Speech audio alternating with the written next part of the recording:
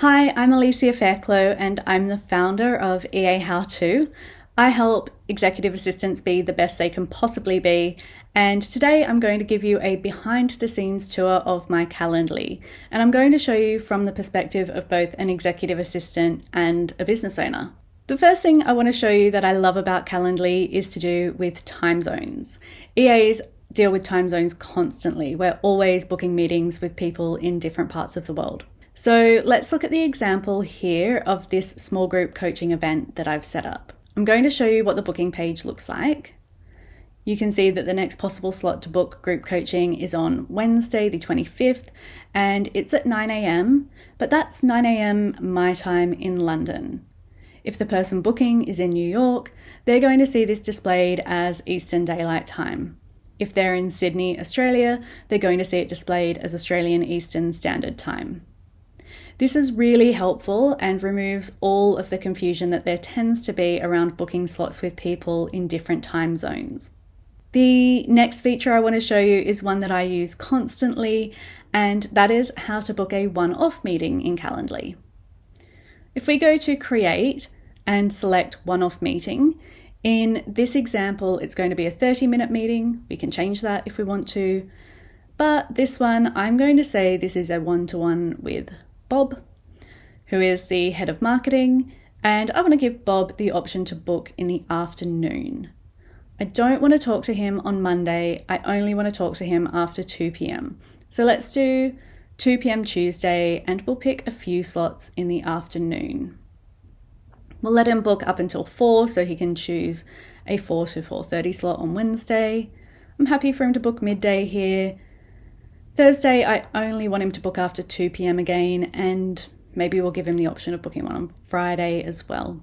So you can see that I've selected 13 possible times that Bob can book. It's really important that we make the meeting name something that is very clear.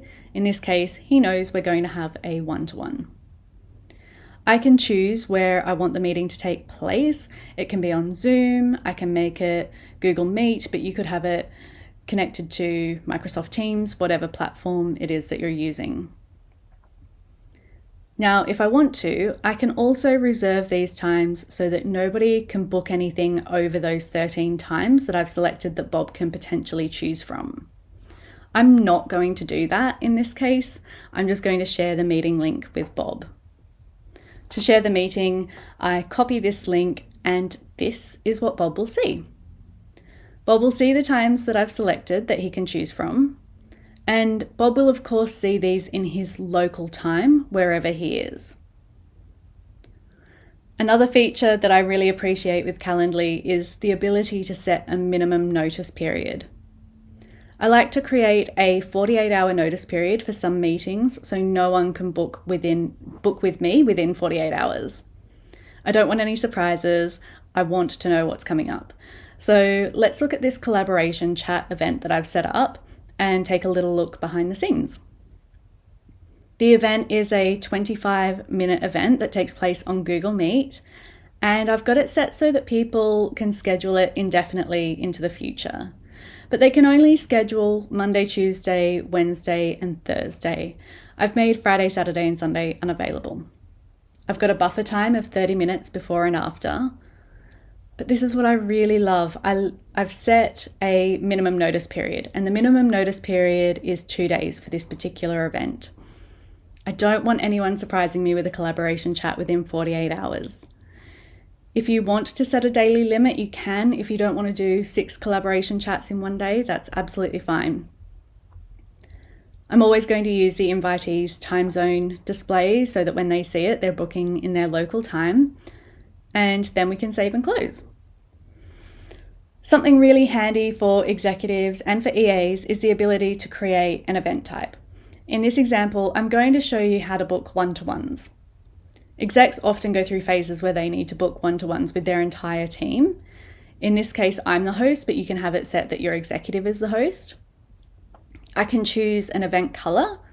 Let's just choose pink because why not? I'm going to call it one-to-one with Alicia, and I'm going to make it 45 minutes. This meeting is going to take place on Google Meet. Now, I want people to be able to schedule these one-to-ones within a particular date range. I'm going to say that they can schedule them from Monday, the 3rd of March until the 31st of March, and the times they can do it. I've already set my working hours. I can also do date-specific hours if I want to. In this case, we're going to edit our availability just for this event. I don't want them to be able to book on Saturday or Sunday, and in fact, I don't want them to be able to book on Monday either. I want people to be able to book this particular event between 8 a.m. and 3 p.m. And on Friday, I only want them to be able to book between 11 and 2. I can add a buffer time, so I can say that I want 15 minutes before and 15 minutes after the event. Minimum notice for this one is currently 4 hours. I'm going to change it to 1 day, and I only want to do a maximum of 4 of these a day. If I share this event, you'll notice not only can I share it, but I can actually add the times to an email, or I can embed the calendar into a website. And this is how it looks. This is what the invitees see. They'll put in their name, their email, and any details. They can also add guests if they want to, and then they schedule the event. Another feature that's really handy is the ability to schedule group events. We can create a new event, and let's make our group events green, and maybe it's brainstorming Q2. And it's going to be an hour-long event that takes place on Google Meet. And we're going to make maximum invitees 8. We're going to display the remaining spots on the booking page. I'm just going to adjust the availability so that we don't have anyone booking on Saturday or Sunday. On the booking page, we can also add a question, and you can make it a requirement. You can also change the way the invitees answer. And this is another feature that's actually really handy. I wouldn't use it for something like a brainstorming session, but say your exec does some paid mentoring or consultations, and maybe they charge $100 for their meeting. You can actually connect Calendly with your Stripe account and charge people for the meeting at the time that they're booking. This is really great for paid consultations. We can also set up email notifications and workflows, text reminders. I use email reminders quite a lot, actually. Another feature I really love is that I can see on my calendar without logging into Calendly how many people have booked in for my group event. I have my group coaching sessions on my calendar, and I can see that for the 9 a.m. session, 16 people have booked in so far. And for the 8 p.m. session on Thursday, 43 people have booked in so far.